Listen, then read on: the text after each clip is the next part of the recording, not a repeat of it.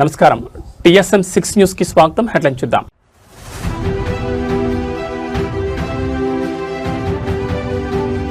మానవత్వానికి నిదర్శనం బ్రెయిన్ ట్యూమర్ను జయించిన బాలిక కేటీఆర్ కు కృతజ్ఞతలు.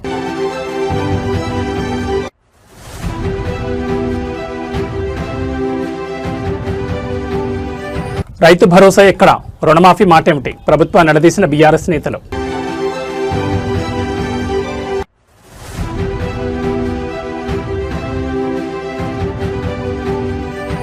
ఏపీ విద్యా వ్యవస్థలో నూతన అధ్యాయం, సింగపూర్ పయనమైన 37 మంది ప్రభుత్వ ఉపాధ్యాయులు.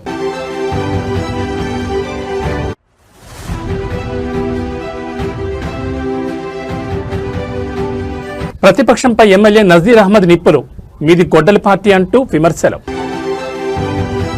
ఇక డీటెయిల్స్ చూస్తే రాజకీయ నేతల్లో ఉండే మానవత్వానికి ఈ ఘటనే ఒక నిదర్శనం. 6 ఏళ్ల క్రితం ప్రాణాపాయ స్థితిలో ఉన్న ఒక చిన్నారికి అండగా నిలబడి పునర్జన్మను ప్రసాదించారు BRS working president KTR. Brain ట్యూమర్ను జయించి ఇప్పుడు 10వ తరగతిలో అత్యుత్తమ మార్కులు సాధించిన ఆ బాలిక స్వయంగా కేటీఆర్ను కలిసి కృతజ్ఞతలు తెలిపింది. 6 ఏళ్ల క్రితం జరిగిన ఒక చిన్న ట్వీట్ ఒక నిండు ప్రాణాన్ని కాపాడింది. శరణ్య అనే బాలిక బ్రెయిన్ ట్యూమర్తో బాధపడుతున్న సమయంలో ఆమె కుటుంబ సభ్యులు ఆర్థిక సాయం కోరుతూ ఎక్స్వేరీగా కేటీఆర్ అభ్యర్థించారు. దీనిపై తక్షణమే స్పందించిన కేటీఆర్ తన సొంత ఖర్చులతో ఆపరేషన్ చేయించి శరణ్యకు మెరుగైన వైద్యం అందేలా చూశారు. కేటీఆర్ అందించిన చేయూత్తో కోలుకున్న శరణ్య చదువులు రాణించి ఇటీవల విడుదలైన 10వ తరగతి ఫలితాల్లో అత్యుత్తమ మార్కులు సాధించింది. తన ప్రాణాన్ని కాపాడి ఈ స్థాయికి చేర్చిన కేటీఆర్ను శరణ్య కుటుంబ సభ్యులు ఇవాళ కలిశారు. తనకు సహాయం చేసిన వ్యక్తిని కలిసి శరణ్య కృతజ్ఞతలు తెలుపగా ఆమె సాధించిన విజయానికి కేటీఆర్ హర్షం వ్యక్తం చేశారు. ఆమెను అభినందించి భవిష్యత్తులో మరిన్ని ఉన్నత శిఖరాలను అధిరోహించాలని ఆశీర్వదించారు. ఆపదలో ఉన్నప్పుడు స్పందించి ఆదుకుంటే ఆ ఫలితం ఎంత అద్భుతంగా ఉంటుందో శరణ్య విజయమే చెప్తోంది. ఈ పరామర్శకు సంబంధించిన దృశ్యాలు ప్రస్తుతం సోషల్ మీడియాలో వైరల్ అవుతున్నాయి.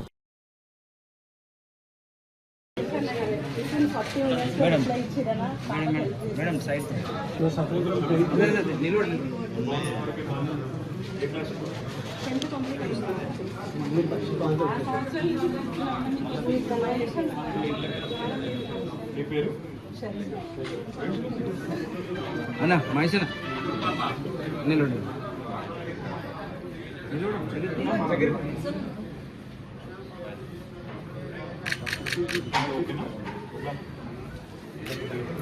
She just passed and faced them.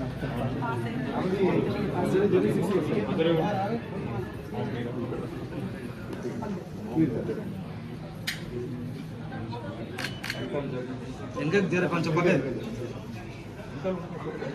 Telangana భవన్లో బీఆర్ఎస్ నేతలు కీలక మీడియా సమావేశం నిర్వహించారు. రాష్ట్రంలో నెలకొన్న తాజా రాజకీయ పరిణామాలు, ప్రజా సమస్యలపై గులాబీ నేతలు రాష్ట్ర ప్రభుత్వంపై విమర్శలు గుప్పించారు.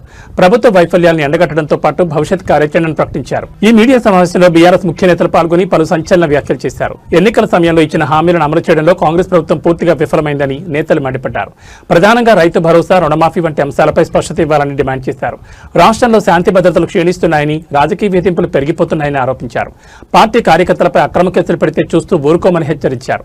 గత ప్రభుత్వం ప్రవేశపెట్టిన సంక్షేమ పథకాలు నిలిపివేయడం పట్ల ఆగ్రహం వ్యక్తం చేశారు. ప్రజాహితం కోసమే తమ పోరాటం కొనసాగుతుందని స్పష్టం చేశారు. ఒక మంత్రి స్థాయిలో ఉన్నటువంటి వ్యక్తి మరి ఆయన మాట్లాడిన తీరు, ఆయన అబద్ధాలను ప్రచారం చేస్తున్నటువంటి తీరును చూస్తే మరి ఆ స్థాయి వ్యక్తి చేస్తున్నటువంటి పని సరికాదని అనిపిస్తుంది నాకు. ఏదైతే నిన్న కొల్లాపూర్లో ప్రెస్ మీట్ పెట్టి కొల్లాపూర్ మాజీ సంస్థానాధీశులకు సంబంధించినటువంటి భూమికి సంబంధించినటువంటి 1600 ఎకరాల భూమికి సంబంధించినటువంటి విషయంలో ఆయన ఏదో ఆ భూమిని నేను కాపాడినా అని చెప్తూ తన గొప్పలు చెప్పుకునే ప్రయత్నం చేసినారు. ఏదైతే కొల్లాపూర్ సంస్థానానికి సంబంధించినటువంటి భూమి ఉందో ఆ భూమికి వాస్తవాలు తెలియకుండా అబద్ధాలను మాత్రమే ప్రచారం చేసుకొని తన రాజకీయ లబ్ధి కోసం కృష్ణారావు గారు పెట్టినటువంటి ఒక షోగా మాత్రమే మిగిలింది తప్పితే అది కొల్లాపూర్ నియోజకవర్గ ప్రజలకు కానీ ఎవరికి చేసినటువంటి మేలు ఏమీ లేదన్న విషయాన్ని కూడా ఈ సందర్భంగా చెప్తా ఉన్నాం. కాపాడింది బీఆర్ఎస్ పార్టీ, ఆనాడున్నటువంటి ప్రభుత్వం. మరి 2018 నుంచి 23 వరకు నేనే ఎమ్మెల్యే ఉన్నా. మరి అభ్యర్థులు పెట్టిన 2021లో మరి మా ప్రభుత్వాన్ని మేము నిజాయితీ పట్లం నీతి పట్లం కాబట్టే మేము ఆనాటి వెంటనే మా దృష్టికి వచ్చిన వెంటనే ఆపి దాన్ని నీవు ఉన్నప్పుడు వాళ్ళకి పాస్బుక్లు ఉండే మేము వాటిని ఏదైతే ఈ పాస్బుక్లు మిస్ అయినాయని చెప్పి ఆయన పెట్టుకున్న దాన్ని మేము ఒక వ్యక్తికి ల్యాండ్ సీలింగ్ యాక్ట్ ప్రకారం అంతా ఉండడానికి వీల్లేదు, ఇది తప్పు అని చెప్పి ఆనాడు ఉన్నటువంటి కలెక్టర్ గారికి ఆనాడున్న చీఫ్ సెక్రటరీ గారి దృష్టికి తీసుకుపోయి దీన్ని వెంటనే ఆపి ఇచ్చడం జరిగిందనే విషయాన్ని కూడా మరొకసారి గుర్తు చేస్తా ఉన్నాం. మా కనుక చిత్తశుద్ధి లేకపోతే చుట్టూ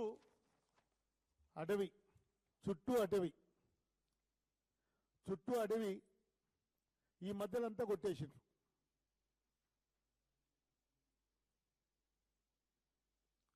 మరి దీని వెనుక ఉన్న ఎంత ధైర్యం ఉంటే టైగర్ రిజర్వ్ ఫారెస్ట్ లో పోయి వెనక ఎవరి అండ చూసుకొని చెట్లు కొడతారు. నేను ఆనాటి డిఎఫ్ఓకి స్వయంగా మాట్లాడినా, నేను ఉండి కొల్లాపూర్లో ఏంటండి మంటలు వస్తా ఉన్నాయి, ఆ పొగ ఏంటి డిఎఫ్ఓ గారు అంటే, సార్ నేను చూస్తానండి అన్నారు. ఆఖరికి ఆ గ్రామస్తులు సుప్రీంకోర్టు సాధారిక కమిటీకి కూడా వాళ్ళు ఫిర్యాదు చేసిండ్రు. ఫిర్యాదు చేస్తే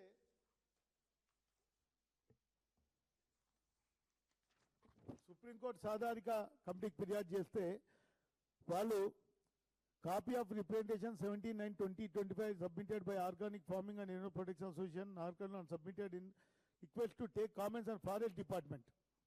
ఏం చర్యలు తీసుకున్నారు, ఎంతమంది మీద కేసులు పెట్టినరు, అడవిని కాల్చిన వాళ్ళ మీద ఏం చర్యలు తీసుకున్నారు, వాళ్ళని చేసిన వాళ్ళని కాపాడుతున్నది ఎవరు, నీవు కాదా అని చెప్పి అడుగుతా ఉన్నా. నీవు కుమ్మక్కై నువ్వు కాదా అని చెప్పి నేను 2-3 ఎకరాల భూమి ఆయన శిష్యుడు ఒక ప్రభుత్వ ఉద్యోగి ఆయన కబ్జాలో ఉన్నాడు, దాని మొదలు విడిపించు. అదేవిధంగా మా ప్రాంతంలో భక్తులందరికి సంబంధించినటువంటి నాయన్పల్లి మైసమ్మ గుడి ఉంది. గుడికి ఎదురుగా మీరు పోయి చూడండి ఒక్కసారి, అందరు నేను తీసుకుపోతా, గుడి ఎదురుగానే ప్లాట్లు వేసి అమ్మే పరిస్థితి ఉంది. దానికి సంబంధించి అది గుడికి సంబంధించిన భూమి అని చెప్పి ఆ స్థానిక తహసీల్దార్ గారికి అందరికీ మొరబెట్టుకుంటే ఆ రిజిస్ట్రేషన్ లాపినరు. మరి దాని వెనుక ఉన్నది నీ అనుచరులు కాదా? ఇట్లా చెప్పుకుంటూ పోతే చాంతాడంత లిస్ట్ ఉంది. కృష్ణారావు గారు, మీ బాధితులు చాలామంది మా దగ్గరకు వస్తారు, కానీ మేము నీలాగా సంస్కారం లేకుండా మాట్లాడమని కూడా చెప్తా ఉన్నాం. మా తండ్రి 30 సంవత్సరాలు కోర్టులో కొట్లాడి 1990 నుంచి 2024 వరకు కోర్టులో కొట్లాడి ఆయన ఆర్బిట్రేషన్ గెలిచి ఆయన చేసిన పనికి 30 ఏళ్ళు కొట్లాడి ఆయనకు కోర్టు తీర్పునిస్తే ఆ కోర్టు తీర్పును అభస్యం చేసి మాట్లాడతావా? నీకు న్యాయ వ్యవస్థ మీద ఇదే నా గౌరవం ఉండేది, నీకు న్యాయ వ్యవస్థ మీద గౌరవం లేదు, ఏం చూసుకో నీకు అహంకారం అని చెప్పి అడుగుతా ఉన్నా. ఖచ్చితంగా ఇంకొకసారి అడ్డదిడ్డంగా మాట్లాడితే మర్యాద ఉండదని కూడా నేను ఈ సందర్భంగా హెచ్చరిస్తా ఉన్నా. ఖచ్చితంగా ముందు డైవర్షన్ పాలిటిక్స్ బంద్ చేసి నీ కోట్లేసి గెలిపించిన నియోజకవర్గానికి 2.5 సంవత్సరాలు దాటిపోయింది, ఏం చేసినావు? మేము ఇచ్చినటువంటి రామన్న గట్టును పూర్తి చేసినావా? ఆంధ్రప్రదేశ్ విద్యా వ్యవస్థలో విప్లవాత్మక మార్పులకు కూటమి ప్రభుత్వం శ్రీకారం చుట్టింది. కేవలం విద్యార్థులనే కాకుండా వారికి విద్యాబుద్ధులు నేర్పే ఉపాధ్యాయులకు కూడా అంతర్జాతీయ స్థాయి బోధనా పద్ధతులపై అవగాహన కల్పించేందుకు సిద్ధమైంది. ఇందులో భాగంగా రాష్ట్ర వ్యాప్తంగా ఎంపిక చేసిన 37 మంది ఉత్తమ ఉపాధ్యాయులను విద్యాశాఖ సింగపూర్ పర్యటనకు పంపిస్తోంది. ప్రభుత్వ పాఠశాలలో విద్యా ప్రమాణాలను ప్రపంచ స్థాయికి తీసుకెళ్లాలన్న లక్ష్యంతో విద్యాశాఖ మంత్రి నారా లోకేష్ ఈ విదేశీ అధ్యయన యాత్రకు రూపకల్పన చేశారు. సింగపూర్లో నేషనల్ ఇన్స్టిట్యూట్ ఆఫ్ ఎడ్యుకేషన్లో ఈ బృందం శిక్షణ పొందనుంది. అక్కడ digital learning, smart class rooms, project ఆధారిత బోధన మరియు ఆధునిక మూల్యాంకన విధానాలను వీరు క్షుణ్ణంగా అధ్యయనం చేస్తారు. వారం రోజుల పాటు సాగే పర్యటనలో నేర్చుకున్న అత్యుత్తమ బోధనా పద్ధతులను మన రాష్ట్రంలోని ప్రభుత్వ పాఠశాలలో అమలు చేయడమే ఈ కార్యక్రమ ప్రధాన ఉద్దేశం. ఉపాధ్యాయులు అప్డేట్ అయితేనే తరగతి గదులు ట్రాన్స్ఫార్మ్ అవుతాయి అన్న నినాదంతో ప్రభుత్వం ఈ అడుగు వేసింది. సింగపూర్తో పాటు భవిష్యత్తులో ఫిన్లాండ్ వంటి దేశాలకు కూడా మరికొంతమంది ఉపాధ్యాయులను పంపే ఆలోచనలో ప్రభుత్వం ఉంది. ఈ నెల 4 నుంచి ప్రారంభం కానున్న ఈ శిక్షణ కార్యక్రమం కోసం ఎంపికైన ఉపాధ్యాయులు ఇప్పటికే విజయవాడకు చేరుకున్నారు. ఈ పర్యటన మన విద్యార్థుల భవిష్యత్తును మార్చడంలో కీలక పాత్ర పోషిస్తుందని విద్యాశాఖ అధికారులు ఆశాభావం వ్యక్తం చేస్తున్నారు.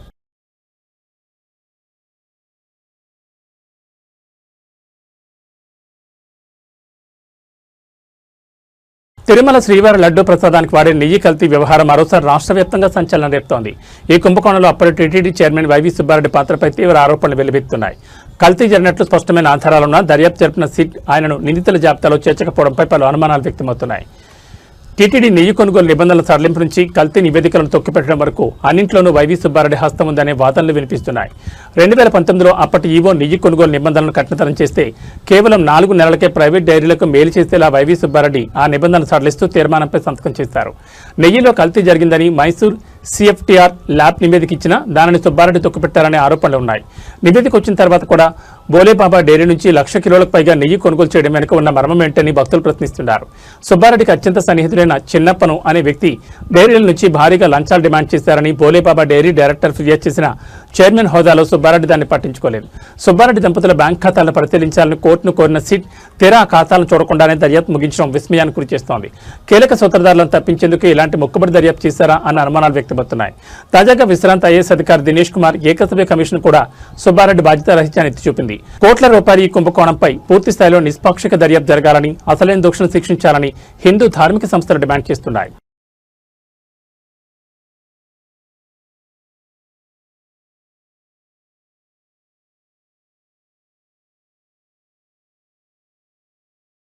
రాష్ట్రంలో రాజకీయ సెగలు రాజుకుంటున్నాయి. ప్రతిపక్ష పార్టీల తీరుపై గుంటూరు ఈస్ట్ ఎమ్మెల్యే మహమ్మద్ నజీర్ అహ్మద్ తీవ్రస్థాయిలో విరుచుకుపడ్డారు.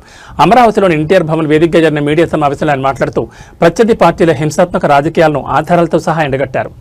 ప్రతిపక్షం చేస్తున్న ఆరోపణను తిప్పికొడుతూ ఎమ్మెల్యే నజీర్ అహ్మద్ ఘాటు వ్యాఖ్యలు చేశారు. మీరు గొడ్డల పార్టీకి నిదర్శనం, దానికి ఇవే రుజువులు అంటూ పలు అంశాలను ఆయన మీడియా ముందుంచారు. రాష్ట్రంలో అశాంతిని సృష్టించేందుకు ప్రతిపక్షాలు కుట్ర పన్నుతున్నాయని ఆరోపించారు. ఒకవైపు ప్రభుత్వం సంక్షేమ పథకాలు, అభివృద్ధి పనులతో ముందుకు వెళుతుంటే ఓర్వలేక దాడులకు ఉసుకొలుపుతున్నారని మండిపడ్డారు. గుంటూరు తూర్పు నియోజకవర్గంతో పాటు రాష్ట్ర వ్యాప్తంగా శాంతి భద్రతలకు విఘాతం కలిగిస్తున్నారని ధ్వజమెత్తారు. హింసను ప్రేరేపించే వారిని ప్రజలు గమనిస్తున్నారని, రాబోయే రోజుల్లో వారికి తగిన గుణపాఠం తప్పదని హెచ్చరించారు. అమరావతి వేదికగా సాగుతున్న ఈ రాజకీయ విమర్శలు ఇప్పుడు ఏపీ రాజకీయాలు చర్చనీయాంశంగా మారాయి. ఎన్టీఆర్ భవన్ నుంచి ఎమ్మెల్యే చేసిన ఈ వ్యాఖ్యలు సోషల్ మీడియాలో వైరల్ అవుతున్నాయి. విపక్షాల విమర్శలకు ప్రతి విమర్శలతో అధికార పార్టీ నేతలు గట్టి కౌంటర్ ఇస్తుండటంతో రాజకీయ వాతావరణం మరింత వేడెక్కింది. అందరికీ నమస్కారం. ఆంధ్ర రాష్ట్ర ప్రజలను నమ్మించి ఒక్క అవకాశం పేరుతో ఆనాడు అధికారంలోకి వచ్చినటువంటి జగన్ రెడ్డి వైసీపీ పార్టీ ఈరోజు కేవలం 11 సీట్లకు పరిమితం చేయడానికి ఆంధ్ర రాష్ట్ర ప్రజలు ఆ నేత ఎవరైతే జగన్ రెడ్డి గారి గొడ్డలి సంస్కృతే కారణం అంటూ ఈరోజు చెప్పడంలో ఎటువంటి సందేహం లేదు. సైకో పార్టీ నాయకుడు జగన్ రెడ్డి గారి డైరెక్షన్లో నిన్న మాజీ మంత్రిగా ఉన్నటువంటి విడుదల రజనీ గారు పెట్టినటువంటి ప్రతి ఒక్క అంశంలో కూడా పెట్టిన నాటి నుండి అనేక అంశాల్లో మనం ఒక్కసారి ఆలోచించాల్సినటువంటి అవసరం ఉంది. ప్రజలకు ఇచ్చినటువంటి మాటల మూటలతో పాటు తను అధికారంలోకి వచ్చిన తర్వాత తను చెప్పినటువంటి ప్రతి ఒక్క మాటని కూడా ప్రజలకు ఇబ్బంది పడేటువంటి పరిస్థితులు తీసుకొని వచ్చినటువంటి నైజాం జగన్మోహన్ రెడ్డిది. తన రాజకీయాన్ని అడ్డు తొలగించుకోవడానికి తన సొంత బాబాయ్ ఉన్నటువంటి వివేకానంద రెడ్డి గారిని నరికి చంపినటువంటి పార్టీ నాయకుడు జగన్మోహన్ రెడ్డి అని సాక్షాత్తు తన చెల్లెలు షర్మిల గారు చెప్పినటువంటి మాట ఈరోజు ఒక్కసారి గుర్తు తెచ్చుకోవాలి. అక్రమ ఆస్తుల కోసం కడపలో పెద్ద దస్తగిరిని నరికి చంపినందుకు గొడ్డలి పార్టీ అనక ఏమనాలో ఒక్కసారి ప్రశ్నించినందుకు, పుంగనూరులో ఒక ప్రతాప్ను శవంగా మార్చినందుకు గొడ్డలి పార్టీ అని మేము చెప్తా ఉన్నాం.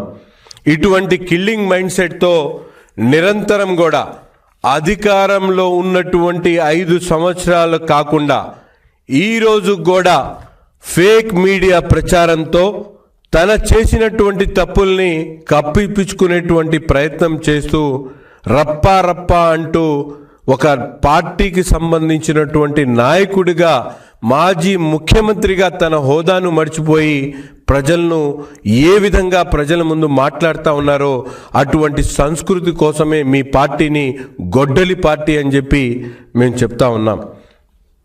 పల్నాడులో జాలయ్య యాదవ్ను చంపినందుకు గొడ్డలి పార్టీ అంటా ఉన్నాం. కావులిలో కరుణాకర్ పేదవాడిని నరకేటువంటి ప్రయత్నం చేసినటువంటి పార్టీని గొడ్డలి పార్టీ కాకుండా ఏం చెప్పాలో ఒక్కసారి ఈ సందర్భంగా కోరుతా ఉన్నాం.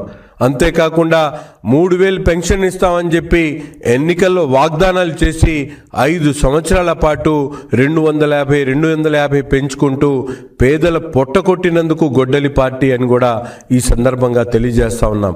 మైనారిటీల పిల్లలు విద్యా హక్కును కాపాడాల్సింది పోయి వాళ్లను పూర్తిగా విద్యను అందించకుండా వాళ్ళందరినీ కూడా రోడ్డు మీద పడేసినందుకు గొడ్డలి పార్టీ అంటా ఉన్నాం. మైనారిటీల ఉద్యోగ అవకాశాలను పూర్తిగా తొంగులో తొక్కినందుకు ఆ గొడ్డలి పార్టీ అని కూడా ఈ సందర్భంగా మేము తెలియజేస్తా ఉన్నాం. ఇన్ని కుట్రలు కుతంత్రాలు చేస్తూ ఈరోజు అధికారం పోయిన తర్వాత కూడా తన బాబాయ్ హత్య కేసులో నిందితులుగా ఉన్నటువంటి 12 మందిని చంపినందుకు ఈరోజు రాష్ట్రంలోని చేనేత రంగానికి సంబంధించి కేంద్ర ప్రభుత్వ వైఖరిపై బీఆర్ఎస్ నేతలు మరోసారి నిప్పులు చెరిగారు. అవాస్తవాలతో విమర్శలు చేసే వారికి గౌట్ కౌంటర్ ఇస్తూ అభివృద్ధి విషయంలో తమ ప్రభుత్వం చేసిన కృషిని గణాంకాలతో సహా వివరించారు. ముఖ్యంగా కాకతీయ మెగా టెక్స్టైల్ పార్క్ విషయంలో జరుగుతున్న ప్రచారాన్ని తిప్పికొట్టారు. సోషల్ మీడియా వేదికగా సాగుతున్న విమర్శలపై బీఆర్ఎస్ నేతలు తీవ్రంగా స్పందించారు. చేనేత వస్త్రాలపై కేంద్రం 5% జీఎస్టీ విధించడం నేతన్నల నడ్డివిరచమేనని, దీనిపై తాము మొదటి నుండి గళమెత్తునే ఉన్నామని గుర్తు చేశారు. చేనేత కార్మికులపై అదనపు భారం మోపిన వారు అభివృద్ధి గురించి మాట్లాడడం విడ్డూరమని విమర్శించారు.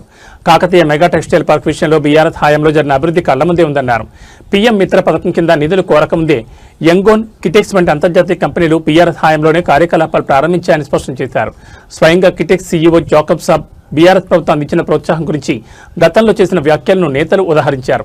కేంద్ర పథకం ప్రవేశపెట్టినప్పుడు రాష్ట్రానికి రావాల్సిన వాటాను తాము హక్కుగా అడిగామని పేర్కొన్నారు.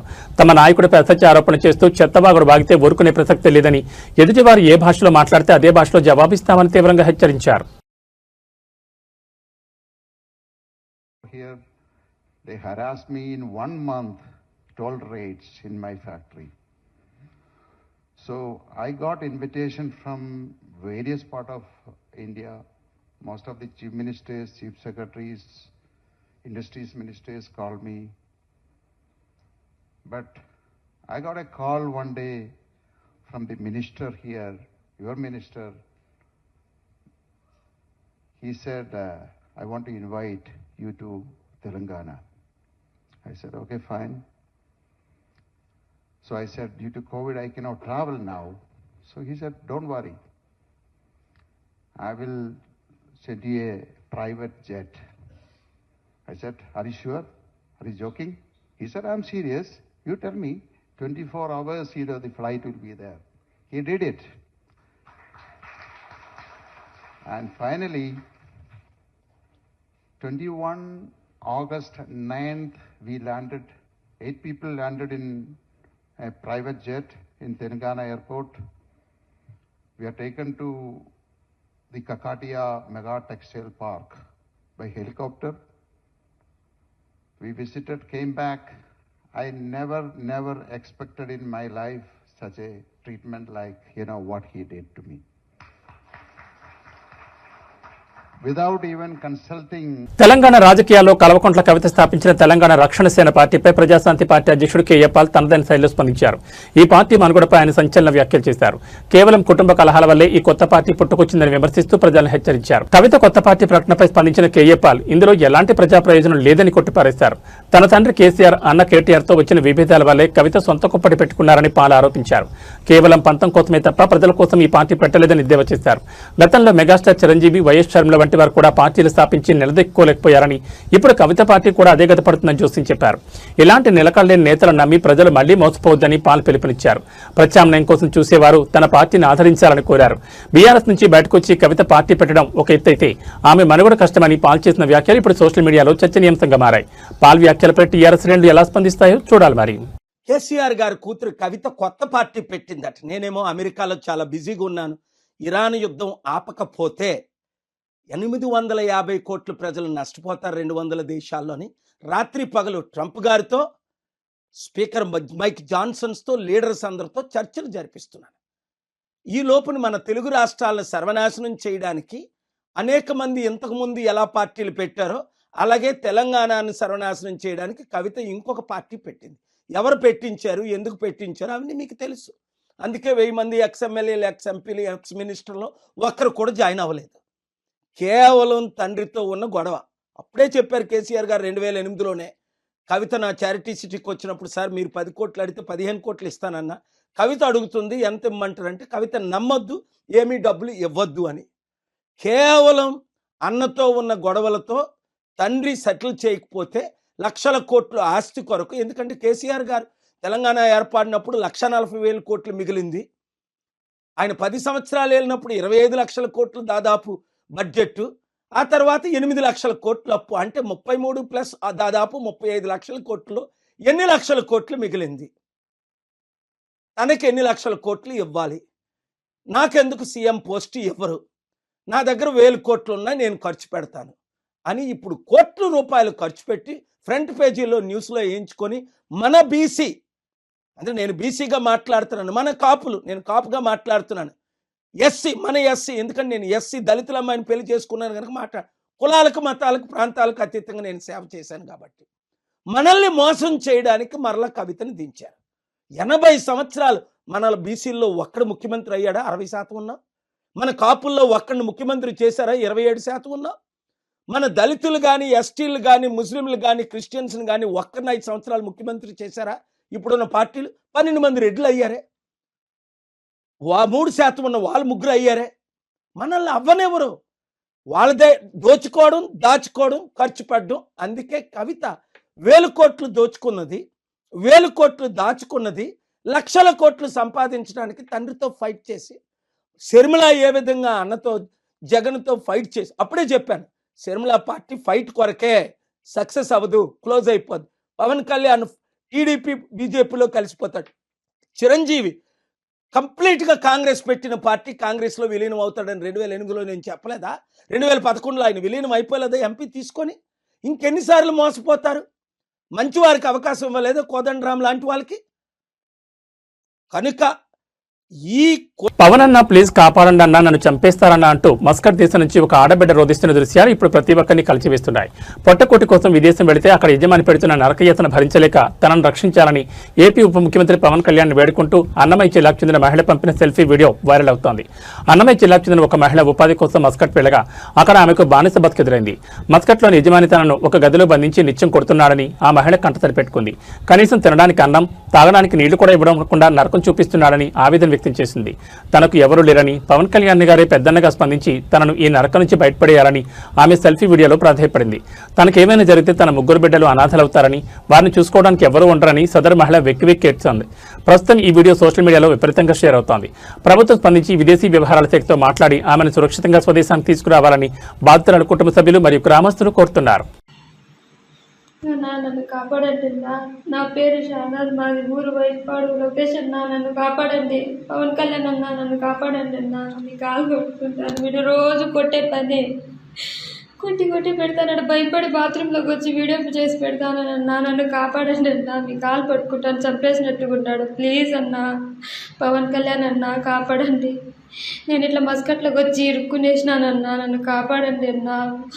ఇంకొంచెంసేపు వస్తే సెల్లు కూడా పెరుక్కునేసి బాగా వాతుతా అన్నాడు. అన్నం నీళ్ళు లేదన్నా, ఒక రూమ్లో బంధించేసినాడన్నా. బాత్రూంలోకి వచ్చి వీడియో తీసి పెడతానన్నా, మీ కాలు పట్టుకుంటాను, నన్ను కాపాడండి అన్నా. నాకు 3 బిడ్డలు ఉంటారన్నా, నాకెవరు లేరన్నా పట్టించుకునేదానికి. మీ కాలు పట్టుకుంటానన్నా, నన్ను కాపాడండి. నా బిడ్డల దగ్గరికి నన్ను చేర్చండి అన్నా. ప్లీజ్ అన్నా, నాకు భయం ఎత్తుకుంటాను, మీ కాలు పట్టుకుంటాను. నాకు ఫిట్స్ కూడా వస్తానన్నా వీడు కొట్టే దెబ్బలకి. మీ కాలు పట్టుకుంటాను, నన్ను కాపాడండి అన్నా. లేకపోతే నేను చచ్చిపోయినట్టుకున్నానన్నా. నాకు 3 బిడ్డలు ఉన్నారు, ప్లీజ్ అన్నా. కరీంనగర్ నగరం ఒక్కసారిగా తుపాకీ శబ్దాలతో దద్దరిల్లింది. నడి రోడ్డుపై ఉన్న ప్రముఖ జ్యువెలరీ షాప్లో దుండగులు తెగబడ్డారు. సినిమా ఫక్కీలు తుపాకీలతో చొరబడి అడ్డు వచ్చిన వారిపై కాల్పులు జరిపి భారీ దోపిడీకి పాల్పడ్డారు. ఈ ఘటనతో జిల్లా వ్యాప్తంగా హై అలర్ట్ ప్రకటించారు పోలీసులు. కరీంనగర్ జ్యోతినగర్లోని పీఎంజే జ్యువెలరీ షాప్ లక్ష్యంగా ఈ దోపిడీ జరిగింది. 5 సభ్యులతో కూడిన ముఠా ముఖాలకు మాస్కులు ధరించి ఆయుధాలతో షాపులోకి ప్రవేశించారు. లోపలికి రాగానే సిబ్బందిని బెదిరించి తమ అధీనంలోకి తీసుకున్నారు. దోపిడీని అడ్డుకునేందుకు ప్రయత్నించిన 3 సిబ్బందిపై దుండగులు ఏమాత్రం కనికరం లేకుండా కాల్పులు జరిపారు. బుల్లెట్ గాయాలైన సిబ్బంది రక్తపు మడుగులో కుప్పకూలారు. కాల్పుల అనంతరం షాపులో ఉన్న కిలోల కొద్దీ బంగారం, ఆభరణాలు మరియు విలువైన వజ్రాలను బ్యాగులో నింపుకుని దుండగులు పరారయ్యారు. దోపిడీ చేసిన సొత్తు విలువ కోట్లలో ఉంటుందని అంచనా వేస్తున్నారు. సమాచారం అందుకున్న వెంటనే కమిషనర్ సహా ఉన్నతాధికారులు ఘటనా స్థలానికి చేరుకున్నారు. క్షతగాత్రులను తక్షణమే ఆసుపత్రికి తరలించారు. నగరం బయటకు వెళ్తే అన్ని దారులు మూసివేసి నాకాబందీ చేపట్టారు.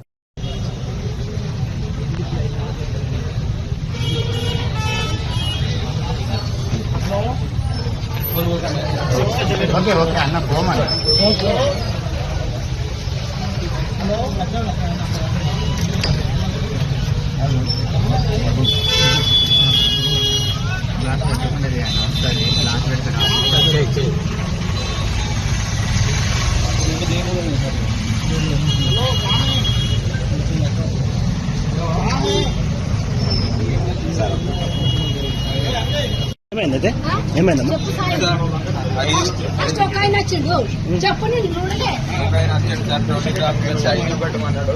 చైన్ పెట్టమన్నాక తర్వాత 4 వచ్చారు. చైన్ కావాలన్నారు. చైన్ కావాలన్నాక లోపలికి పోయారు. లోపలికి పోయినాక చూస్తే ఇంకొక 2 వచ్చి దాన్ని బట్టి సెక్యూరిటీ మీద అటాక్ చేశారు సార్. అందరూ ఫోటో పెట్టి నేను బాత్రూమ్ ఉంటున్నాను. బాత్రూమ్ దగ్గర కొంచెం వచ్చిండ్రు భయపడి బాత్రూమ్ ఉన్నా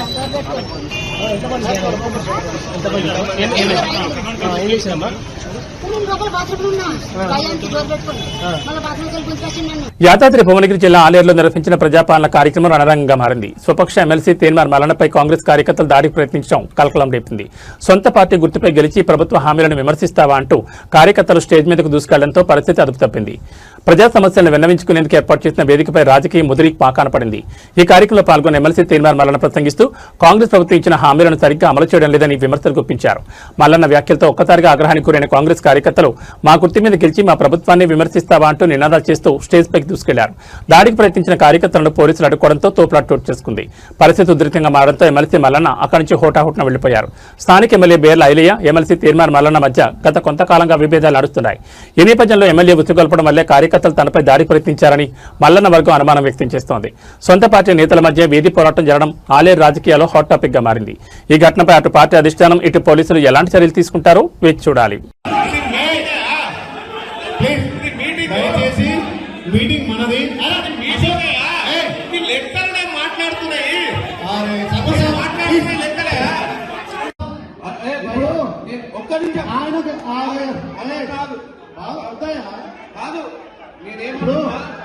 ఈ ప్రోగ్రాం మనది, ప్రభుత్వాన్ని.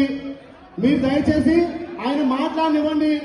ఆయన మనకు సలహాలు సూచనలు ఇస్తాడు. అశోక్ ఇదే ఆయన తీసుకోండి, ఆయన తీసుకోండి ప్లీజ్. మాట్లాడినయ్యా, మాట్లాడదాం, మనం సమాధానం చెప్తాము. ప్లీజ్ దయచేసి మన సమావేశము ఇప్పుడు ఒక్క నిమిషం దయచేసి ఎమ్మెల్సీ ఒక్క నిమిషం ఆగే మల్లన్న ఆగే. మన మల్లన్న గారికి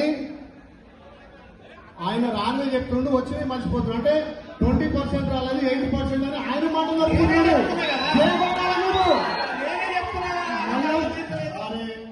మల్లన్నకు మీరు చేకొట్టాలి. బాబు బాబు నేను సూచనలు ఇవ్వనా, ఏం మాట్లాడాలనేది నేను మాట్లాడుతున్నా.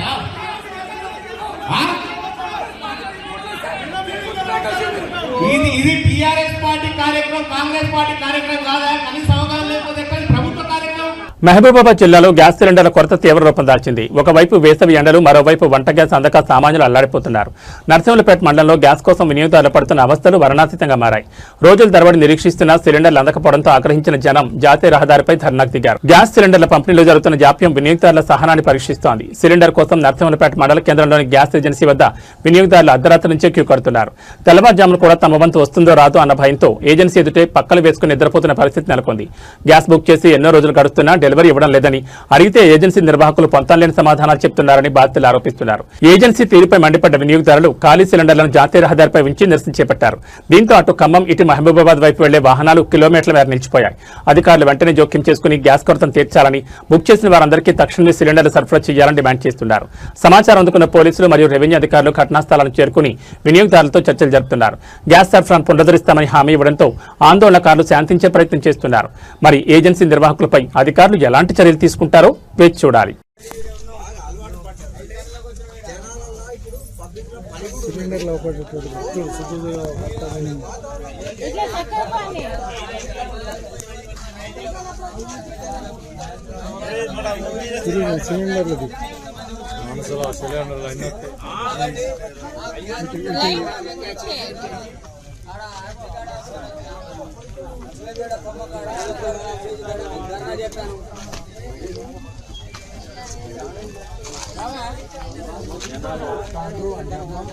ऊपर बोलते आई होता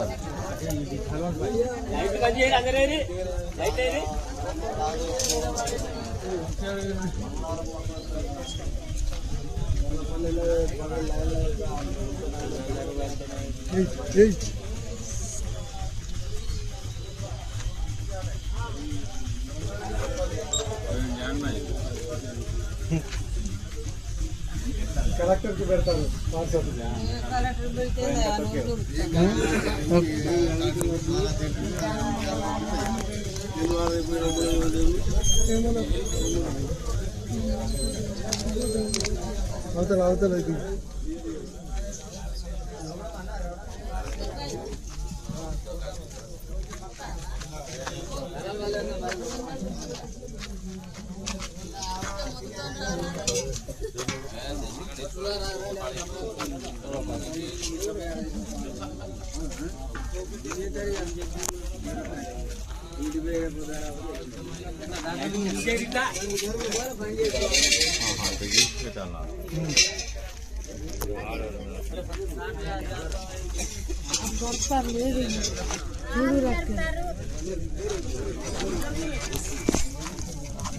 जरगा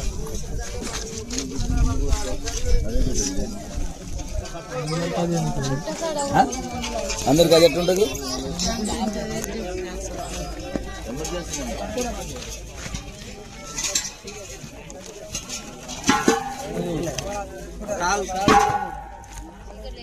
మాట్లాడకుండా చెప్పుర్రా బాబు.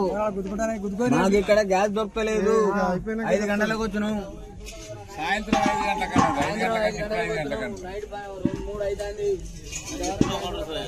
5 గంటలకు మాట్లాడి బంగారం సామాన్యుడికి కేవలం ఆభరణం మాత్రమే కాదు, ఆపదలో ఆదుకునే అతిపెద్ద ఆస్తి. అయితే మారుతున్న భౌగోళిక రాజకీయ పరిస్థితులు, రికార్డు స్థాయికి చేరుతున్న ధరల నేపథ్యంలో భారతీయుల కొనుగోలు దృక్పథం మారుతోంది. ఇప్పుడు ప్రజల ఆభరణాల కంటే పెట్టుబడి రూపంలో బంగారం వైపు ఎక్కువగా మొగ్గు చూపుతున్నారు. తాజాగా KRH రేటింగ్స్ విడుదల చేసిన నివేదిక ఆసక్తికర విషయాలు వెల్లడించింది. ఇప్పుడు ప్రపంచవ్యాప్తంగా నెలకొన్న అనిశ్చితి మధ్య పసిడి పెట్టుబడులు సరికొత్త రికార్డులు సృష్టిస్తున్నాయి. గతంలో మన దేశంలో బంగారం కొనుగోలులో పెట్టుబడుల వాటా 30% ఉండగా 2025 నాటికి అది ఏకంగా 40% పెరిగింది. మిగిలిన 60 నుండి 70% మాత్రమే ఆభరణాల రంగానికి వెళ్తోంది. ప్రజలు ఇప్పుడు కేవలం ఫిజికల్ గోల్డ్ మాత్రమే కాకుండా డిజిటల్ పద్ధతిలో పెట్టుబడులు పెడుతున్నారు. ముఖ్యంగా పసిడి ETFల ద్వారా ఏకంగా 37.5 టన్నుల బంగారానికి సరిపడా పెట్టుబడులు వచ్చాయి. ఇది గత 10 ఏళ్ల మొత్తం పెట్టుబడి కంటే కూడా ఎక్కువ కావడం విశేషం. ధరలు ఆకాశాన్ని తాకడంతో వినియోగదారులు తమ కొనుగోలు పద్ధతిని మార్చుకున్నారు. బరువైన ఆభరణాల కంటే తేలికపాటి తక్కువ క్యారెట్ల నగలకు ప్రాధాన్యత ఇస్తున్నారు. దీంతో పరిమాణం పరంగా అమ్మకాలు 15% తగ్గినప్పటికీ విలువ పరంగా మాత్రం ఆభరణాల గిరాకీ 10% పెరిగి 4.8 లక్షల కోట్లకు చేరింది. 2026లో కూడా బంగారం ధరలు అధిక శ్రేణిలోనే కొనసాగే అవకాశం ఉందని KRH డైరెక్టర్ అఖిల్ గోయల్ విశ్లేషించారు. 2026-27 ఆర్థిక సంవత్సరంలోనూ పెట్టుబడుల గిరాకీ 35 నుండి 40% వరకు కొనసాగవచ్చని ఈ నివేదిక అంచనా వేస్తోంది. పసిడి ధరలు ఎంత పెరిగినా భారతీయులకు దానిపై ఉన్న నమ్మకం మాత్రం ఇంచు కూడా తగ్గలేదని ఈ నివేదిక స్పష్టం చేస్తోంది.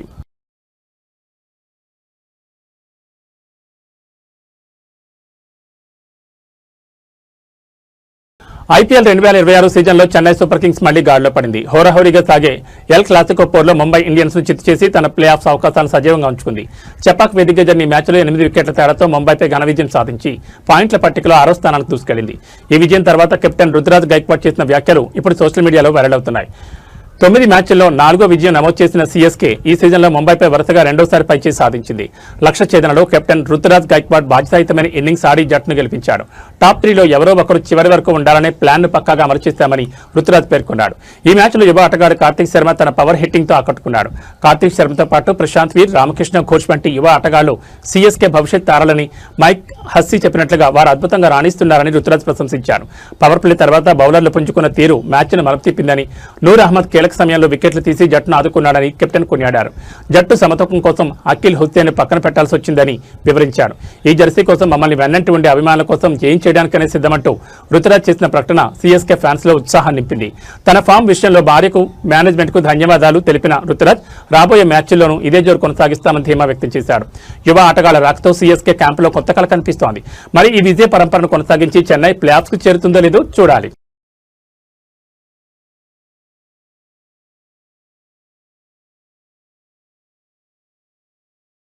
ప్రపంచ చలనచిత్ర రంగంలో అత్యంత ప్రతిష్టాత్మకమైన ఆస్కార్ అవార్డుల నిబంధనలో కీలక మార్పులు చోటు చేసుకున్నాయి. 2027 అకాడమీ పురస్కారాల కోసం సరికొత్త గైడ్లైన్స్ ను అకాడమీ ప్రకటించింది. ముఖ్యంగా మారుతున్న కాలానికి అనుగుణంగా కృత్రిమ మేధ వినియోగంపై స్పష్టమైన మార్గదర్శకాలను విడుదల చేసింది. మరోవైపు ఒక ఆస్కార్ విజేతకు విమానాశ్రయంలో వింత అనుభవం ఎదురైంది. సినిమా రంగంలో ఏఐ ప్రవేశాన్ని గుర్తిస్తూనే మానవ మేధస్సుకి అకాడమీ అగ్రతాంగుమలో ఇచ్చింది. స్క్రిప్ట్లు, నటనలు ఏఐ వినియోగాన్ని అకాడమీ నియంత్రించింది. ఏఐ సాయంతో రాసిన కథలను రైటింగ్ విభాగంలో అనుమతించబోమని, అలాగే నటీనటుల ప్రదర్శనలో ఏఐ మార్పులు చేస్తే వాటిని పరిగణలోకి తీసుకోబోమని స్పష్టం చేసింది. సృజనాత్మకతలో మనిషే కేంద్రంగా ఉండాలని అకాడమీ అధ్యక్షుడు లినెట్ హోవెల్ టేలర్ వెల్లడించారు. ఒక దేశం నుంచి ఇప్పుడు 1 కంటే ఎక్కువ సినిమాల నామినేషన్లకు అర్హత సాధించొచ్చు. అలాగే అంతర్జాతీయ కేటగిరీలో ఇచ్చే ట్రోఫీపై దేశం పేరుతో పాటు దర్శకుడి పేరును కూడా ముద్రించనున్నారు. కొత్త రూల్స్ ప్రకారం ఒకే నటుడు ఒకే జాబితాలో 2 వేర్వేరు సినిమాలకు నామినేట్ అయ్యే అరుదైన అవకాశాన్ని కల్పించారు. ఇక అవార్డు గెలుచుకున్న ఆనందం కాసేపైనా ఉండకముందే Russian film maker Pasha Talankin కు విమానాశ్రయం సెక్యూరిటీ చిక్కులు చూపించారు. Mister nobody against Putin డాక్యుమెంటరీకి ఆస్కార్ అందుకున్న పాషా న్యూయార్క్ ఎయిర్పోర్ట్ లో తనిఖీలకు గురయ్యారు.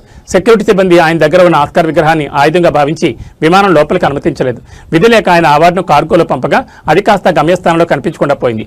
అయితే 2 రోజుల తర్వాత అవార్డు దొరికిందని లుఫ్తాన్సా ఎయిర్లైన్స్ ప్రకటించి ఆయనకు క్షమాపణలు చెప్పింది. వచ్చే ఏడాది మార్చి 14న లాస్ ఏంజల్స్ లో జరగబోయే 99వ ఆస్కార్ వేడుకల్లో ఈ కొత్త నిబంధనలు అమల్లోకి రానున్నాయి. ఏదేమైనా సాంకేతికత ఎంత పెరిగినా మనిషి సృజనాత్మకతకు సాట్లేదని అకాడమీ తీసుకున్న నిర్ణయంపై సినీ వర్గాల్లో ప్రశంసలు వ్యక్తమవుతున్నాయి.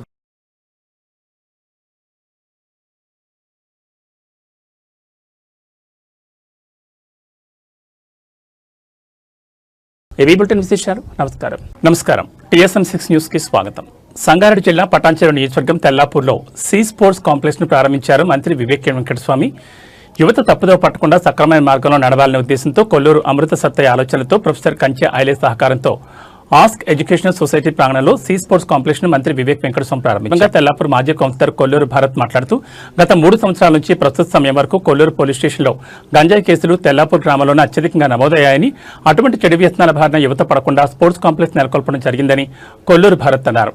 కార్యక్రమం చేసిన మంత్రి వివేక్ వెంకటస్వామికి కొల్లూరు భారత్ ప్రత్యేక కృతజ్ఞతలు తెలిపారు. ఈ సందర్భంగా మంత్రి వివేక్ వెంకటస్వామి మాట్లాడుతూ కొల్లూరు అమృత సత్తయ్య కుటుంబం 8 ఎకరాల స్థలంలో స్పోర్ట్స్ కాంప్లెక్స్ ఏర్పాటు చేయడం చాలా గొప్ప విషయమని అన్నారు. వారు తీసుకున్న నిర్ణయం చాలా గొప్పదని ఈ సందర్భంగా మంత్రి వివేక్ వెంకటస్వామి అన్నారు. ఈ కార్యక్రమంలో ప్రొఫెసర్ కంచె ఐలయ్య, కొల్లూరు సత్తయ్య, వివిధ పార్టీలకు చెందిన నాయకులు తదితరులు పాల్గొన్నారు.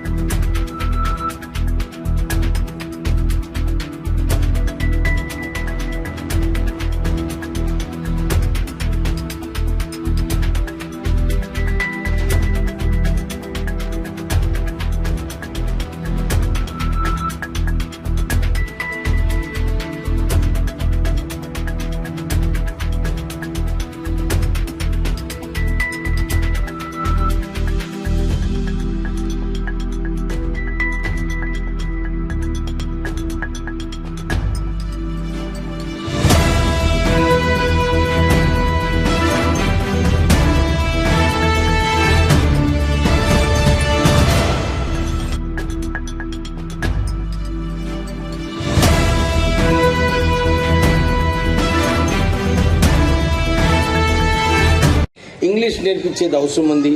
అందరికీ ఈ సంస్థలో ఎవరు కూడా తెలుగు మాట్లాడేది లేదు, కేవలం ఇంగ్లీష్ మాట్లాడాలని చెప్పి ఆ ఆలోచనతో. ఎందుకంటే నేను మొన్న జర్మనీ వెళ్ళొచ్చినప్పుడు కూడా అక్కడ అందరికి కూడా చెప్పినారు, సార్ మాకు జర్మన్ లాంగ్వేజ్ ఉంటే మేము ఎంత ఎంప్లాయ్మెంట్ అయినా కానీ తీసుకునే సిద్ధంగా ఉన్నామన్నారు. సో కాంచాల్య గారి ఈ కాన్సెప్ట్ ఏదైతే ఉందో, మరి ఇంగ్లీష్ నేర్చుకున్నప్పుడు మనం ఎక్కడైనా కానీ ఉద్యోగానికి వెళ్ళొచ్చు, ఉద్యోగాలు ఉన్నాయి, ప్రపంచంలోనే ఉంది. ఇంతకుముందు మన ఇంటి పక్కన ఉద్యోగం అని కాదు, ఎక్కడంటే అక్కడ వెళ్ళి ఉద్యోగం చేసుకునే ఆలోచన కూడా ఉండాలని చెప్పి కాంచాల్య గారు మంచి కాన్సెప్ట్ ఇచ్చారు. నేను సత్యయ్య గారికి ఇదే రిక్వెస్ట్ చేస్తున్నాను, మంచి జర్మన్ లాంగ్వేజ్ కూడా ఇంట్రొడ్యూస్ చేయండి. ఎందుకంటే చాలా ఉద్యోగాలు ఉన్నాయి అక్కడ, 5 లక్షల ఉద్యోగాలు ఉన్నాయి సంవత్సరానికి. సో మన పిల్లలను కూడా ఈ ఆపర్చునిటీ ఏదైతే ఉందో ఇక్కడ నేర్చుకున్న తర్వాత వీళ్ళందరికీ బయటకు పంపించే ఆలోచన కూడా మనం జర్మన్ లాంగ్వేజ్ నేర్పిస్తే బాగుంటుందని చెప్పి మీకు కోరుతూ, ఈ కాంప్లెక్స్ ఏదైతే ఉందో, నేను షటిల్ ఆడేటప్పుడు నాకు కూడా చిన్నగా ఉన్నప్పుడు నేను కూడా చాలా స్పోర్ట్స్ ఆడేవాడిని. మా పబ్లిక్ స్కూల్లో నేను క్రికెట్ క్యాప్టెన్ని, తర్వాత వాజ్ టేబుల్ టెన్నిస్ ఛాంపియన్. మా మెడికల్ కాలేజ్లో కూడా వాజ్ స్పోర్ట్స్ మ్యాన్. నాకు నా పర్సనల్ ఎగ్జాంపుల్గా నిజంగా ఒక మంచి క్యారెక్టర్ కావాలనుకుంటే, ఒక సక్సెస్ఫుల్గా మనము ముందుకు వెళ్ళాలనుకుంటే స్పోర్ట్స్లో డెఫినెట్లీ అందరు parents they have to spend some time for sports for the children. ఎందుకంటే స్పోర్ట్సే మనకు అది ఉంటుందన్నమాట. నేను వెన్ ఐ ఫినిష్ మెడిసిన్ చేసిన తర్వాత మా నాన్నగారు కార్మిక నాయకుడు, అందరికీ తెలిసిన విషయమే. వారు హైదరాబాద్ ఇండస్ట్రీస్లో అక్కడ 5 రూపీస్ అంటే 20 రూపాయలు వేజ్ ఇంక్రిమెంట్ కోసము గొడవ అయినప్పుడు ఆయన ఒక ఛాలెంజ్ తీసుకుంటే ఆ రోజులలో నేను కూడా ఒక యాస్బెస్టస్ ఫ్యాక్టరీ పెట్టి తిరుగుతానని చెప్పి ఆ ఛాలెంజ్ తీసుకున్నందుకు వారు నేను అబ్రాడ్ వెళ్తుంటే చెప్పినారు, లేదు ఇది నా డ్రీమ్, నువ్వు ఉండి దీన్ని సక్సెస్ఫుల్గా ఇంప్లిమెంట్ చేయాలని చెప్పి ఆ రోజులలో నాకు 5 లక్షల రూపాయలు ఇచ్చాడు. కానీ what ever I learned in school, ఎందుకంటే ఎడ్యుకేషనల్ సంస్థ చాలా ఇంపార్టెంట్. మా స్కూల్లో నేర్చుకున్న ఎన్విరాన్మెంటు, తర్వాత ఏదైతే డిసిప్లిన్ ఉందనో క్రమశిక్షణ నిజంగా మా స్కూల్లో నేర్చుకోవడము, తర్వాత నాకు కూడా ఆ కక్ష ఉండే, మా నాన్నగారు ఏదైతే చెప్పినారో దీన్ని ఇంప్లిమెంట్ చేయాలండి. సో టుడే ఆ ఒక్క పటంచెరు ఫ్యాక్టరీలో ఏదైతే మేము స్టార్ట్ చేసినామో వీఆర్ ఇన్ 12 స్టేట్స్. నేను ఎందుకు చెప్తున్నానంటే one of the major reasons నేను అట్రిబ్యూట్ చేస్తాను is because of being a sports man. మాకు స్పోర్ట్స్ మ్యాన్లో ఉంటుంది, ఎప్పుడు కూడా ఓడిపోవద్దు, గెలవాలి, ఎట్లనైనా మంచిగా ఎథిక్స్తో పాటు మనం పనిచేస్తే డెఫినెట్లీ సక్సెస్ మన దగ్గర ఉంటుంది. సో ఈరోజు చాలామంది స్టూడెంట్స్ ఉన్నారు ఇక్కడ. నేను ఐ వాజ్ ఆల్సో సర్ప్రైజ్డ్, ఇక్కడ రోలర్ స్కేటింగ్ చేసేటప్పుడు మన చిన్న చిన్న పిల్లలు వాళ్ళు భయపడకుండా కింద పడతారేమో అని చెప్పి కాంచాల్య గారు ఏదైతే చెప్పినారో అట్లాంటి పరిస్థితులు ఉండే. కానీ ఐ కుడ్ సీ వారు ఎట్లా స్పీడ్ని ఎట్లా కంట్రోల్ చేసుకుంటున్నారో, బెండ్ చేసి స్పీడ్ని కంట్రోల్ చేసుకుంటున్నారు, తర్వాత స్పీడ్ పెంచాలంటే ఎట్లా చేస్తున్నారు. సో ఇవన్నీ కూడా మనము ఈ స్పోర్ట్స్లోనే మనము నేర్చుకోగలము. సో ఈ స్పోర్ట్స్ కాంప్లెక్స్ వీళ్ళు కొల్లూరు సత్తయ్య గారి ఫ్యామిలీ ఈ స్పోర్ట్స్ కాంప్లెక్స్ కట్టినందుకు నిజంగానే వారికి అభినందనలు చెప్తూ, కాంగ్రెస్ పార్టీ పెద్దలు, స్థానిక లీడర్స్ అందరికీ ఈ యొక్క ప్రోగ్రాంను సక్సెస్ఫుల్ చేయడానికి వచ్చినటువంటి ఇక్కడ ఉన్నటువంటి ప్రాంతాల ప్రజలకు, ఈ ఆర్గనైజర్కు అందరికీ కూడా ఆస్తి తరఫున నా హృదయపూర్వమైనటువంటి ధన్యవాదాలు తెలియజేస్తూ, మిత్రులారా, మరి ఈ యొక్క అకాడమీ స్థాపించినటువంటి వాస్తవాలు చాలా చెప్పాల్సిన అవసరం ఉంది. దీని పుట్టుపురోతాలైంది, దీన్ని ఎందుకు స్థాపించాము, ఎక్కడ స్టార్ట్ అయింది, ఎక్కడ ముందుకు పోతుంది, ఎట్లా ముందుకు పోతుంది అనేది కూడా చాలా ఉంది. కానీ మనం మాట్లాడుకుందాం. మరి మార్పుని ఇవ్వాల్సిన అవసరం ఉంది కాబట్టి నేను ఆయనకు ఒక అపీల్ చేస్తూ ఉన్నాను. ఈ సంస్థను ఒక 75% ఈ ప్రాంతంలో ఉన్నటువంటి అనేక వేలాది మంది, లక్షలాది మంది పెద్ద పెద్ద బిల్డర్స్ వచ్చేసి మైగ్రేట్ అయిన లేబర్లను అందరినీ కూడా వాళ్ళు ఎలాంటి సౌకర్యాలు లేకుండా హీనంగా చూస్తున్నటువంటి పరిస్థితులు ఉన్నాయి. దాన్ని చూసి కూడా మేము ఏం చేయలేకపోతున్నాం. సో అలాంటి పరిస్థితులలో వాళ్ళ పిల్లలకు ఏదో కొంత చేయాలనేటువంటి సంకల్పంతో, ఈ సంకల్పం ఎందుకు వచ్చిందో, ఆ ఎడ్యుకేషన్లో ఇటోటి ఎందుకు వచ్చినాం అని అంటే దీనికి ప్రతి దానికి వెనుక ఒక అది ఉంటుంది. ఇక్కడ మా అల్లుడు ఉన్నాడు. మా అల్లుడు అంటే మా అమ్ముడితో మా అన్న కొడుకు. రోజు వచ్చేసి ఆ పిల్లలు ఎక్కడో పని చేసుకునేవాడు. పని చేసుకుంటుంటే నేనేం చేసిన పని వాళ్ళ అన్న చనిపోయింది. మా అమృత వల్ల సొంత అన్న చనిపోయిన తర్వాత నేను చేసి అక్కడెక్కడో పని చేసుకుంటాను ఉంటా, కొంచెం ఇళ్ళకు కూడా సపోర్ట్ ఉంటుందని చెప్పేసి ఇక్కడ పిలుచుకొస్తే నన్ను రోజు ఇంటికాడికి వెళ్ళి ఇక్కడ తెచ్చి ఇచ్చి పెడుతుండే. నాకు కొంచెం మంచిగా ఉంటాడు అయితే ఇక అమ్మాయి ఉంటాను. ఏంటో ఇంత తింటున్నావు, మలుస్తున్నావు, ఏదైనా గేమ్ ఆడాలి కదా అని అంటే రోజు ఏదో ఆడేవాడిని, రోజు ఆడేవాడిని.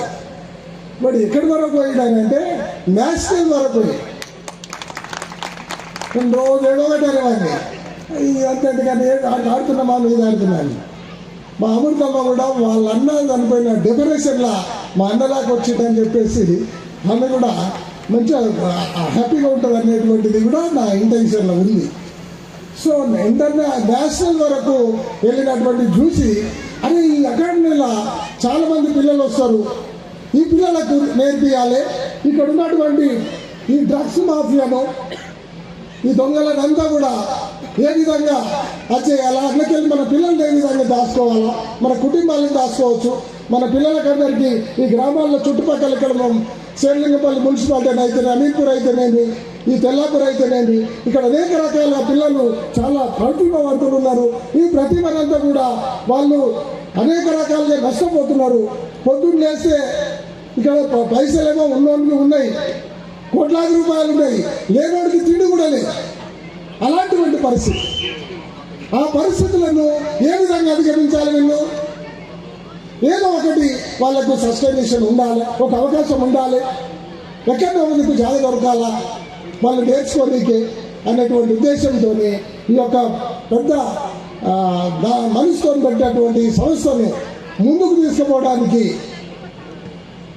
దీనికి ముందుకు వచ్చినటువంటి మా కుటుంబ సభ్యులందరికీ, నా స్నేహితులందరికీ, చాలామంది నా స్నేహితులు కానీ గ్రామస్తులు కానీ అనేక సందర్భాల్లో నాకు అండగా ఉండేప్పటికే నేను ఇంత ముందుకు వచ్చి ఏదో కొంత సర్వీస్ చేద్దామనేటువంటి మోటివేషన్తో ఈ యొక్క కార్యక్రమాలు చేస్తూ ఉన్నాం.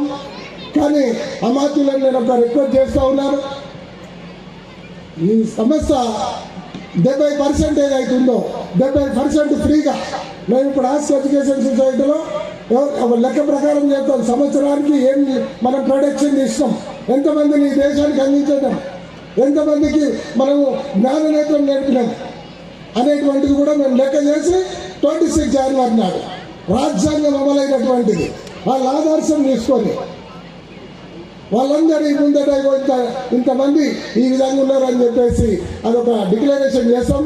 అదేవిధంగా 75%లో ఈ ప్రాంతంలో ఉన్నటువంటి వాళ్ళు ఏదైతే అయిందో మేము కూడా దాన్ని కూడా మేము చూస్తాం.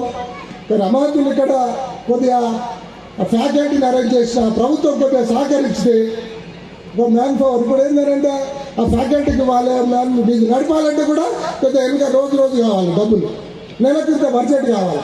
ఆ బడ్జెట్ ఏం చేయాలంటే ఒక 30% అట్లీస్ట్ దీన్ని నడపడానికి మాత్రమే తప్పితే దాన్ని ఎలాంటివంటిది అది ఉండదని చెప్పేసి ఆ లెక్కేసి అదంతా కూడా డిస్కస్ చేసి అది చేయడం. కొంత ఏమైనా గవర్నమెంట్ సపోర్ట్ చేసినట్టు ఉంటే, ఓన్లీ ఫ్యాకల్టీ కానీ లేకుంటే ఇంకా మిగతా విషయాలు వచ్చినట్టు ఉంటే తప్పకుండా ఇది ముందుకు పోతుంది. కాబట్టి మిత్రులారా, మరి మంచి భోజనాలు ఉన్నాయి, మంచి బిర్యానీ చేయించడం, మంచిగా తినండి. నేను మాట్లాడవలసిందంటే చాలా ఉండే, కానీ సార్ గురించి ఏంటంటే నుంచి ఈ దేశ నిర్మాణానికి అవసరమైనటువంటి విద్యను అందించి ఆస్క్ ఎడ్యుకేషనల్ సొసైటీ బయటికి పంపించింది మిత్రులారా. అదేవిధంగా ఈరోజు చూసుకున్నట్టయితే భారతదేశం లోపల ఎక్కడైతే బిలో పవర్టీ లైన్ టాలెంట్ ఉండి కూడా టాలెంట్ ఉండి కూడా ఆర్థికంగా ఎదగలేనటువంటి, స్పోర్ట్స్ లోపల ఎదగలేనటువంటి పిల్లలకు ఈరోజు ఆస్క్ ఎడ్యుకేషనల్ సొసైటీ ఆధ్వర్యంలో ఉచితంగా ఇక్కడ ఉన్నటువంటి స్పోర్ట్స్లో అన్ని రకాల స్పోర్ట్స్లో ట్రైనింగ్ చేయడానికి ఈ సొసైటీ ముందుకు వచ్చింది. మిత్రులారా, మీరు చూసిర్రు, మీరంతా తిరిగి చూసిర్రు, అనేక ఇంటర్నేషనల్ స్టాండర్డ్స్తో కూడుకున్నటువంటి కోర్ట్స్ కానివ్వండి, వాలీబాల్ కానివ్వండి, అదేవిధంగా స్కేటింగ్ కానివ్వండి, క్రికెట్. ఆలోచన ఎట్లా పుట్టుకొచ్చింది, ఇది ఎందుకు ముందుకు తీసుకెళ్లాల్సినటువంటి అవసరం ఉంది అని ఆలోచన చేసినప్పుడు మనకు తెలియనటువంటి విషయాలు, ఈ తెల్లాపూర్ లోపల మంచి ఎంత స్ప్రెడ్ అయి ఉందో, రాజు వస్తున్నటువంటి కాలం లోపల చెడు కూడా అంతే ముందుకెళ్తున్నటువంటి పరిస్థితి ఉంది. మిత్రులారా, ఉదాహరణకు మీకు చెప్పాలనంటే 2023 సంవత్సరం నుంచి ఈ రోజు వరకు కొల్లూరు పోలీస్ స్టేషన్ కొత్తగా నిర్మించినటువంటి పోలీస్ స్టేషన్ లోపల 450 కిలోల గంజాయి పదార్థం అనేటువంటిది దొరికింది. అక్కడ నమోదైనటువంటి కేసులు తెల్లాపూర్ లోపల 450 కిలోల గంజాయిని దొరకబట్టిరు పోలీసులు 3 సంవత్సరాల లోపల. ఇదే తెల్లాపూర్ లోపల ఇంకో నిర్దాక్షిణమైనటువంటి ఘటన చెప్తాను మిత్రులారా మీకు. కన్న తల్లిని 18 సార్లు కత్తితో పొడిచి చంపినటువంటి సంఘటన కూడా ఈ తెల్లాపూర్ లోపల చోటు చేస్తుంది. బికాజ్ వై, ఎందుకు ఈ గడ్డ పైన ఇలాంటి కార్యక్రమాలు, ఇలాంటి ఒక అవాంఛనీయ ఘటనలు ఎందుకు జరుగుతున్నాయటువంటి ఆలోచన చేస్తే ఈ సమాజం లోపల పెరిగిపోతున్నటువంటి నార్కోటిక్స్ తర్వాత గంజాయికి సంబంధించినటువంటి విషయాలు, ఆ పద్ధతి లోపల ఈ యూత్ అంతా కూర్చొని చెడిపోయి ఈ సమాజానికి ఎందుకు ఉపయోగపడకుండా మనమే మార్పిస్తామనేటువంటి భయంతో సత్తయ్య గారి ఆలోచనల నుంచి పుట్టుకొచ్చింది ఈ స్పోర్ట్స్ అకాడమీ. మిత్రులారా, మీకు చెప్పిన అదేవిధంగా మంచి ఏం చెప్తున్నారంటే 4కి పైగా ఇంటర్నేషనల్ ప్లేయర్లను ఇచ్చింది ఈ తెల్లాపూర్. మిత్రులారా, ఈ దేశానికి 4కి పైగా ఇంటర్నేషనల్ ప్లేయర్లను ఇచ్చింది ఈ తెల్లాపూర్. అట్లా అనేక సందర్భాల లోపల ఈ పేద విద్యార్థులకు ఉపయోగపడడానికి, 10th గవర్నమెంట్ స్కూల్లో చదువుతున్నటువంటి పిల్లలకు ఉపయోగపడడానికి, పావర్టీ లైన్ కు బిలోగా ఉన్నటువంటి పిల్లలకు ఉపయోగపడడానికి ఈ స్పోర్ట్స్ అకాడమీ 70% వరకు ఉచితంగా నడిపేటువంటి ప్రక్రియ నెలకొల్పింది. ఆ ఎడ్యుకేషనల్ సొసైటీలో ఒక ఇన్స్టిట్యూషన్ లో భాగంగా 600 అప్లికేషన్లు వస్తే 40 మందికి సీట్ ఇవ్వగలుగుతాం. ఇక్కడ కూడా 100కు 70% మందికి ఉచితంగా కోచ్లను పెట్టి ట్రైనింగ్ ఇచ్చి ఈ దేశానికి ఒలింపిక్స్ ను ఆడడానికి తీసుకెళ్లేటువంటి ప్రయత్నం చేస్తాం. మిత్రులారా, ఇంతకుముందు మీరు వీడియో చూసినారు. నాకు తెలుసు ఆస్క్ ఎడ్యుకేషనల్ సొసైటీ అతి పెద్ద యూనివర్సిటీగా మారబోతుంది రాబోయే కాలం లోపల. ఎవరిద్దరు దీన్ని స్థాపించారు అంటే మీరు ఇంతకుముందు బాగా చూసారు. నాకు తెలిసినంత వరకు అయితే 1వ తరగతి కూడా చదవని సత్తయ్య, ప్రపంచమే చదివినటువంటి ఐలయ్య, ఇద్దరు కలిసి సృష్టించినటువంటి ఈ ఎడ్యుకేషనల్ సొసైటీ నేను చూసిన. మిత్రులారా, నా కళ్ళతో నేను చూసిన. ఇంతకుముందు మీరు ప్లే చేసినప్పుడు లాస్ట్ బిట్ లో ఉన్నటువంటి గోబండి కరోనా కాలం లోపల స్టార్ట్ అయినటువంటి పేదలు నడుచుకుంటూ రోడ్ల మీద తిరుక్కుంటూ తిండి లేక వలసగా నడుచుకుంటూ పోతుంటా ఉంటే స్టార్ట్ చేసినటువంటి గోబండి కరోనా కాలంలో మాత్రమే నడిపించాలని అనుకున్నటువంటి గోబండి ప్రోగ్రామ్. మిలెట్స్ తోని రోజుకు 300 పైగా మంది జనాలకు భోజనం పెట్టేటువంటి సౌకర్యం ఉన్నది. అది అన్ని పోషకాలు కలిగినటువంటి తిండిని పెట్టాల్సినటువంటి అవసరం ఉంది. నేను ఒక రోజు సాయంత్రం మా నాన్న దగ్గరికి పోయి కూర్చొని, మరి నాన్న కోవిడ్ అయిపోయింది, ఇది తీసేద్దామా అని చెప్పిన. చూద్దాం దాని ఎట్లుందో నడిచినాక చూద్దామని చెప్పి తెల్లారి గోబండి దగ్గరికి పోయినప్పుడు మిత్రులారా, సివిల్స్ మెయిన్స్ పాస్ అయినటువంటి స్టూడెంట్ ఈ రోజు ఇక్కడికి వచ్చే ఉంటాడు. నేను గోబండి దగ్గరికి పోయి నిల్చున్న వెంటనే, వాకింగ్ డ్రెస్ లో నిల్చున్న వెంటనే వచ్చి ఒక చేతితో 2 కాళ్ళకి దండం పెట్టిండు, అన్నం ప్లేట్ ఒకటి పట్టుకొని. ఈ రోజు మెయిన్స్ పాస్ అయినటువంటి స్టూడెంట్స్ ఎందుకు పెట్టిండో తెలుసా? కుకట్పల్లి లోపల రెంట్ కట్టలేక తెల్లాపూర్లో తక్కువ ఉంటుందని చెప్పి 5,000 రూపాయలకి ఇక్కడ రెంట్ కొనుక్కుంటూ ఒకటే పూట భోజనం గోబండి దగ్గర పెడితే తిని ఈ దేశం సివిల్స్ కు ప్రిపేర్ అయినటువంటి వ్యక్తులు ఉన్నారు. మిత్రులారా, ఆ రోజు నేను అనుకున్నా మా నాన్నకి ఏ రోజు ఇది ఆపాలి అని చెప్పాలని నేను అనుకోలేక. ఎంతో మంది ఆకలి తీరుస్తున్నది, ఎంతో మంది విద్యార్థులు ఆకలి తీరుస్తున్నది. పూర్తి వీడియోలో మీరు చూసి ఉంటే ఎంతో మందికి ఉపాధికరంగా మారినటువంటి విషయాలు. మిత్రులారా,